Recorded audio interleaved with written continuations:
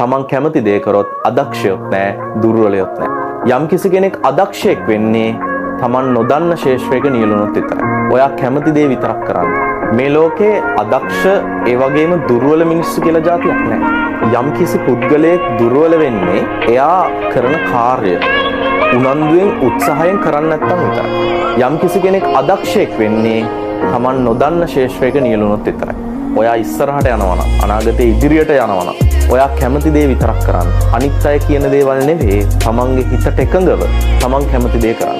ඔයාගේ ජීවිතේ අනිත් අය කියන දේවල් අහලා ආපස්සට ගන්න එපා. ඔයා කැමති දේ කරලා ඉස්සරහටම යන්න.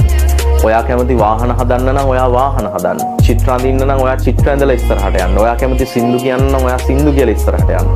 තමන් කැමති දේ කරොත් අදක්ෂයොත් නැහැ, දුර්වලයොත් නැහැ. ඒක උනන්දුවෙන් කරන්න. ඒක තමයි දියුණුවේ රහස. තමන් කැමති දේ කරොත් අදක්ෂයොත් නැහැ, දුර්වලයොත් නැහැ. යම් කිසි කෙනෙක් අදක්ෂයෙක් වෙන්නේ තමන් නොදන්න ශේෂ්ත්‍රයක නියැලුණොත් විතරයි. ඔයා කැමති දේ විතරක් කරන්න. මේ ලෝකේ අදක්ෂ ඒ වගේම දුර්වල මිනිස්සු කියලා જાතියක් නැහැ. යම් කිසි පුද්ගලයෙක් දුර්වල වෙන්නේ එයා කරන කාර්ය උනන්දුවෙන් උත්සාහයෙන් කරන්නේ නැත්නම් විතරයි.